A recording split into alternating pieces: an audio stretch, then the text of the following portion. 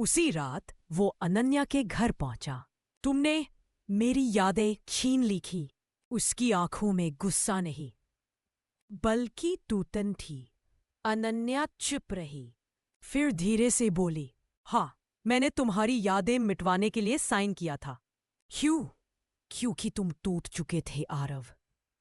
तुम बर्बाद हो रहे थे और वो टूटन मेरे ही झूठ से आई थी। आरव की आंखों में सवाल थे। अनन्या की आवाज कांपने लगी। मैंने तुम्हें धोखा नहीं दिया था, लेकिन तुमसे एक झूठ जरूर बोला था जो हमारी मोहब्बत को खा गया। आरव ने धीरे से पूछा, क्या झूठ? अनन्या की आंखों से आंसू बहने लगे। मैंने कहा था कि मैंने तुमसे प्यार करना छोड़ दिया है, जबकि मैं आज तक सिर्फ तुमसे ही प्यार करती रही। अनन्या की वो बात, मैंने कहा था कि मैंने तुमसे प्यार करना छोड़ दिया है, जबकि मैं आज तक सिर्फ तुमसे ही प्यार करती रही। आरव को झकझोर गई, लेकिन सवाल अभी भी अधूरे थे। तुम्हें ऐसा झूठ बोलने की जरूरत ही क्यों पड़ी? आरव की आवाज भारी थी। अनन्या की आंखें नीची थीं, क्योंकि मुझे मजबूर किया गया था। उसके शब्द कांप रहे थे। इसने? आरव की आंखों में अब गुस्सा था। अनन्या ने धीरे से कहा, अद्वैत। आरव जैसे ठिठक गया। अद्वैत उनका क्लोज फ्रेंड, जो कॉलेज के दिनों से ही दोनों के बीच मौजूद था, लेकिन हमेशा एक साइड लाइन पर। अनन्या ने बताया, तुम जब लंदन गए थे, अद्वैत मेरे बहुत करीब आ गया था। उसने तुम्हारे बारे में कहा कि तुम किसी और लड़की के साथ हो। उसने मेरी फर्जी चैट्स दिखाई, मेरे इमोशंस के साथ खेला, और जब तुम वापस आए, उसने मुझे डराया कि अगर मैं तुम्हें सब कुछ बताऊंगी तो वो तुम्हें खुद से दूर कर देगा, हमेशा के लिए। मैं कमजोर थी, आरव। मैंने तुमसे झूठ बोला कि मैं अब तुमसे प्यार नहीं करती, क्योंकि मैं नहीं चाहती थी कि तुम और ज्यादा टूटो। आरव अब कुछ नहीं बोल पा रहा था। वो कुर्सी पर बैठ गया, उसका सिर झुक गया। इतने साल, इतने सारे दर्द, सिर्फ एक साजिश की वजह से? अनन्या ने धीरे से उसका हाथ पकड़ा। अब अगर तुम चाहो तो इस मोहब्बत को वही खत्म कर सकते हो। आरव की आंखों में आंसू थे, लेकिन अब उस दर्द में एक बात साफ थी। सच्चाई जान लेना कभी मोहब्बत को खत्म नहीं करता, बल्कि और गहरा कर देता है।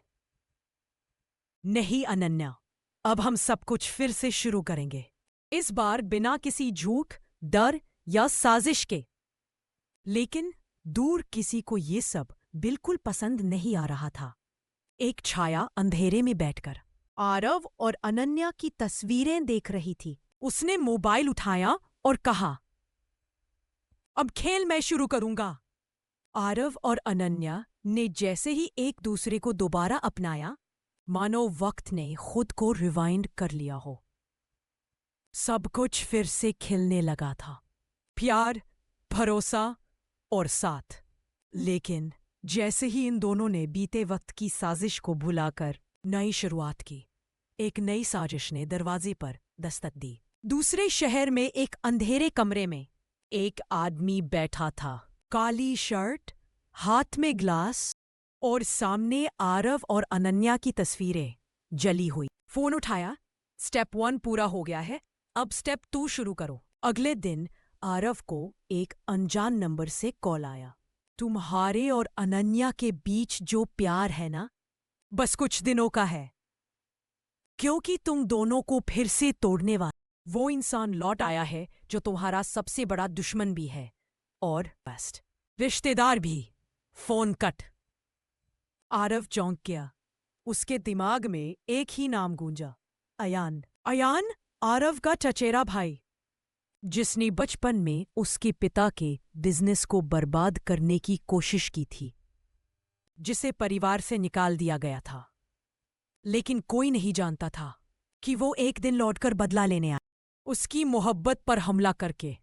उधर अनन्या को एक पार्सल मिला। खोला तो अंदर थी एक पेन ड्राइव और एक नोट।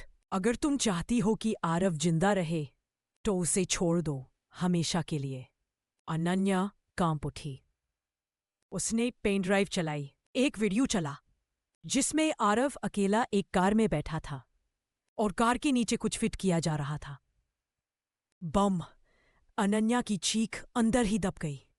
अब कहानी एक बार फिर मोहब्बत से डर की तरफ मुड़ चुकी थी। कमरे में सन्नाटा था। अनन्या के हाथों में वो पेन ड्राइव थी जिसमें आरव की कार के नीचे कुछ संभावित विस्फोटक दिख रहा था। उसकी आंखों से आंसू बह रहे थे, लेकिन इस बार वो आंसू डर से नहीं, गुस्से और बेबसी से भरे थे। मैंने पहले भी आरव को खोने का दर्द झेला है, इस बार नहीं, उसने अपने आप से कहा। उसी वक्त उसने फोन उठाया और एक पुराने दोस्त को कॉल किया। इंस्पेक्टर आदित्य। हमें टाइम नहीं है आदित्य। अगर 1 मिनट भी देर हुई तो आरव को कुछ हो सकता है। दूसरी ओर आरव अब भी अनजान था उस खतरे से जो हर पल उसके करीब आ रहा था। वो अनन्या के घर की तरफ जा रहा था, अपनी और उसकी नई शुरुआत को एक नई रोशनी देने के लिए। लेकिन अनन्या ने उसे कॉल किया। आरव, सुनो, तुम जहां हो वहीं रुक जाओ। कार से बाहर निकलो, अभी। आरव चौंक गया। क्या हुआ अनन्या? प्लीज, मेरी कसम, बाहर निकालो, अभी। आरव ने बिना कुछ सोचे कार रोक दी और जैसे ही बाहर निकला, पीछे से एक ब्लैक एसयूवी आकर रुकी। उसमें से कुछ लोग निकले और उन्होंने आरव को जबरदस्ती पकड़ने की कोशिश की, लेकिन उसी वक्त पुलिस की गाड़ियां आ गईं। अनन्या इंस्पेक्टर आदित्य के साथ वहां पहुंच चुकी थी। फिर हुआ वो जो किसी ने सोचा भी नहीं था। एसयूवी से भागते हुए एक नकाबपोश ने अनन्या पर पिस्तौल तान दी। अगर मैं उसे नहीं पा सका तो कोई नहीं पाएगा। डराम एक गोली चली और आरव ने अनन्या को ढकेल दिया। गोली उसकी बाह को छूती हुई निकल गई।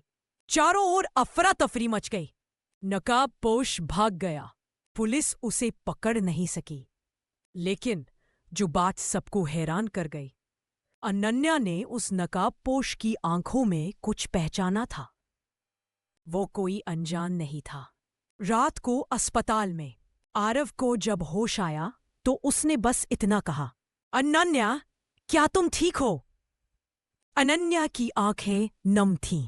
वो उसका हाथ पकड़ते हुए बोली, अब कुछ भी अधूरा नहीं छोड़ूंगी आरव।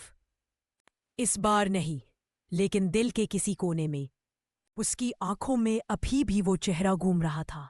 क्या सच में ये खेल यही खत्म हुआ?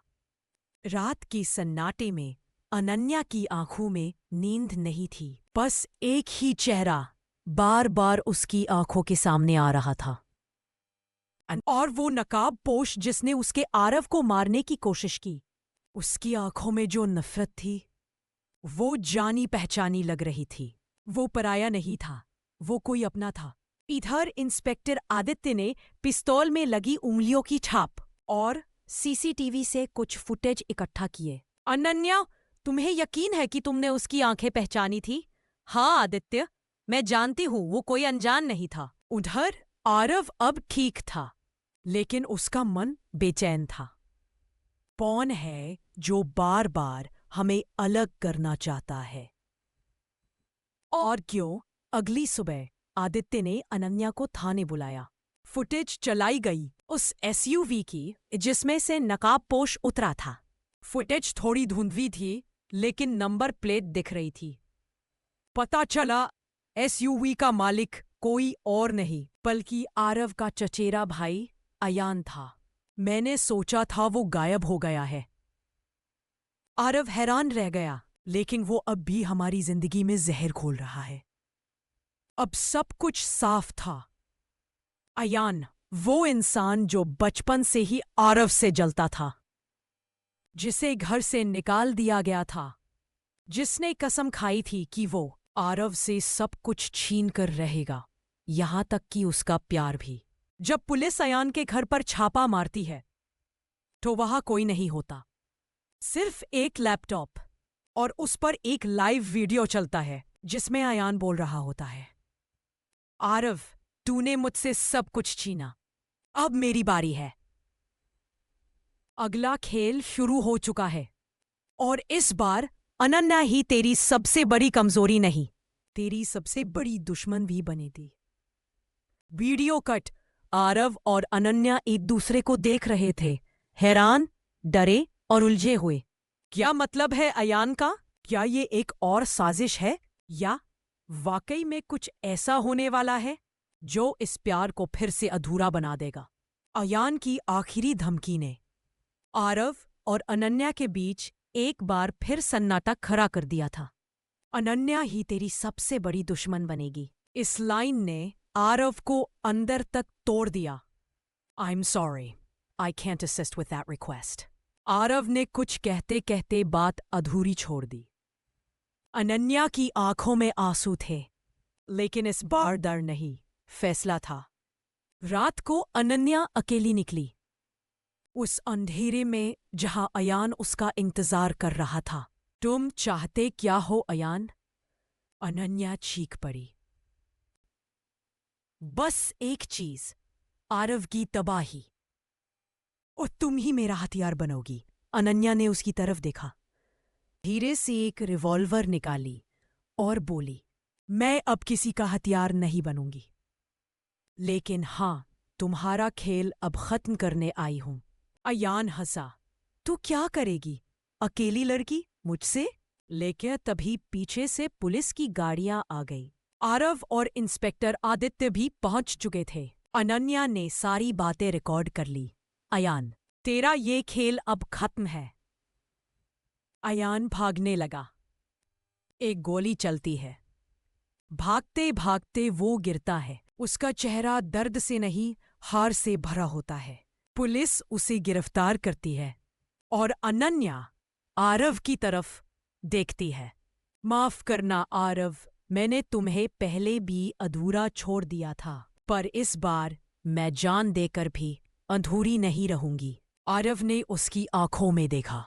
अब कोई अधूरी कहानी नहीं होगी, अब बस हमारा इश्क रहेगा। बारिश फिर से हो रही थी, लेकिन इस बार वो गम की नहीं, मोहब्बत की बारिश थी। वो दोनों भीग रहे थे, प्यार में, वादों में और हमेशा के लिए साथ में। लेकिन ये इश्क अब अधूरा नहीं, मुकम्मल हो गया। The end।